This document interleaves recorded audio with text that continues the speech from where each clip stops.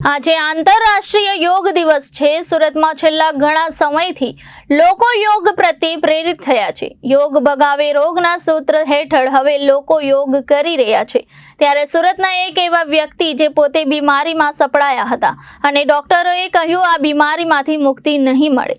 જોકે તેમણે યોગનો સહારો લીધો અને બીમારીમાંથી મુક્ત થયા। આજે વ્યક્તિએ લાખો લોકોને યોગ શીખવે છે।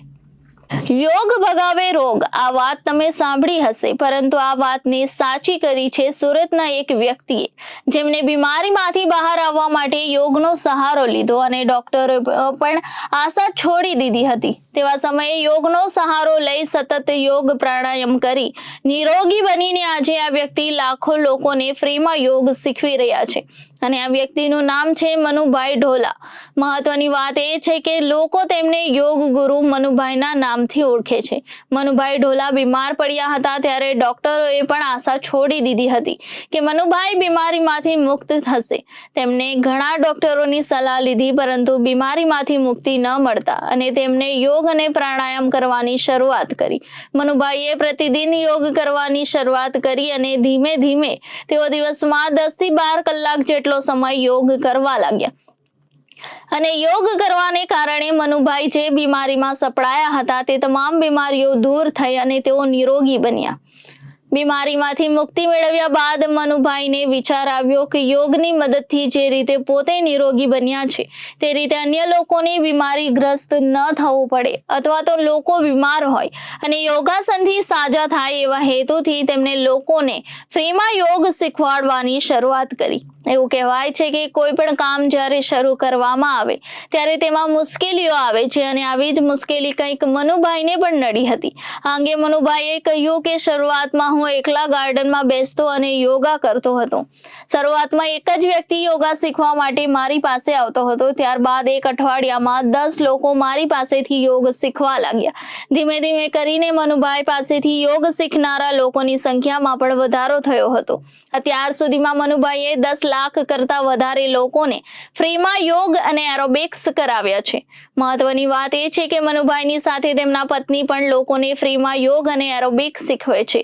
યોગ ગુરુ મનુભાઈ ઢોલાના પત્ની વંદનાબેન ઢોલા સોશિયલ મીડિયામાં લોકોને યોગ અને એરોબિક્સ કરાવે છે, તો બીજી તરફ અન્ય રાજ્યો અને અન્ય દેશમાંથી પણ લોકો મનુભાઈ પાસે યોગ શીખવા માટે આવે છે અને તેઓ શિબિર યોજીને આ લોકોને ફ્રીમાં યોગની ટ્રેનિંગ આપે છે। ત્યારબાદ આ લોકો ટ્રેનિંગ લઈને પોતાની દેશ અને રાજ્યોમાં પણ લોકોને ફ્રીમાં યોગા અને એરોબિક્સ કરાવે છે।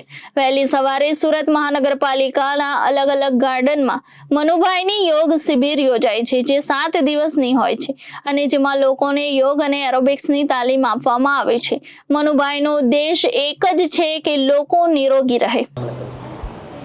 મારું નામ યોગ ગુરુ મનુભાઈ ઢોલા।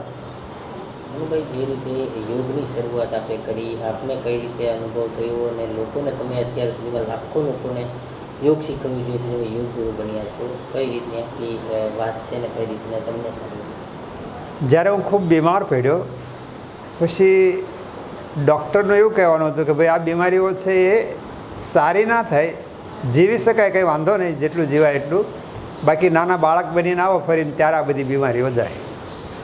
તો પછી મને એવું લાગ્યું કે હું યોગ તરફ વળું અને યોગ કરું, એટલે મેં યોગ કરવાના શરૂ કર્યા। બસ 24 કલાકમાં યોગનો જ વિચાર, બીજો કોઈ વિચાર નહીં, કામ ધંધાઓ બંધ કરી દીધા। એટલે મને ખૂબ સરસ રિઝલ્ટ મળ્યું યોગથી, પ્રાણાયામથી, આસનોથી, એક્સરસાઇઝથી, એરોબિક્સથી, અને હું સારો થયો યોગ, એરોબિક્સ અને ઔષધિઓથી। એટલે મેં ઘર બહાર નીકળીને લોકોને નિઃશુલ્ક યોગ કરાવવાનું શરૂ કર્યું, જેનાથી સેંકડો લોકો જે બીમાર લાચાર લોકો હતા એ અસાધ્ય બીમારીઓથી મુક્ત થયા અને એવા મુક્ત થયેલા લોકો આજે ગાર્ડન નિઃશુલ્ક લોકોને યોગ કરાવી રહ્યા છે। એવા સુરતમાં પણ છે, મુંબઈમાં છે, ઓલ ઇન્ડિયામાં છે અને વિદેશોમાં પણ છે। અત્યાર સુધી આપણે કેટલા લોકોને યોગ શીખવ્યું છે? હવે આમ પાક્કો આંકડો તો ના કહી શકાય, પણ લગભગ 10 લાખ કરતાં વધારે લોકોને આજ સુધીમાં મેં યોગ કરાવ્યા છે। અત્યાર સુધી લાખો લોકો તમને ફોલો કરે છે, ખાસ કરીને કઈ કઈ બીમારીઓની ફરિયાદ લઈને આપણી પાસે આવતા હોય છે? હવે બીમારી એવી છે, એઝ ફોર એક્ઝામ્પલ એમ કહીએ કે ભાઈ આંખની નસો સુકાય છે, કાનની નસો સુકાય છે, જ્યાં મેડિકલ સાયન્સ કામ નથી કરતી। તો એવા પણ ઘણા લોકોને સારા કર્યા છે. બીપી કંટ્રોલ નથી થતું, દવાઓનો ડોઝ વધતો જાય છે, પાવર વધતો જાય છે, તો એવા લોકોને પણ કંટ્રોલ કર્યું. ડાયાબિટીસ છે, કોઈ ઓપરેશન આવે એમ છે, ડાયાબિટીસ કંટ્રોલ નથી થતું ગોળીથી, ઇન્સ્યુલિનથી, તો એવા લોકોને પણ મોટા મોટા ઉદ્યોગપતિઓને પણ કંટ્રોલ કરાવ્યું છે. એમ જેટલી પણ અસાધ્ય બીમારી છે એ બધા પ્રકારના લોકોના ફોન ઓલ ઇન્ડિયામાંથી પણ આવે અને વિદેશોમાંથી પણ આવે, અને અમારી યુટ્યુબ ચેનલ પર જોઈને એ લોકો કરતા હોઈએ. Reporter Arvind Rathod, Janadesh news, Surat.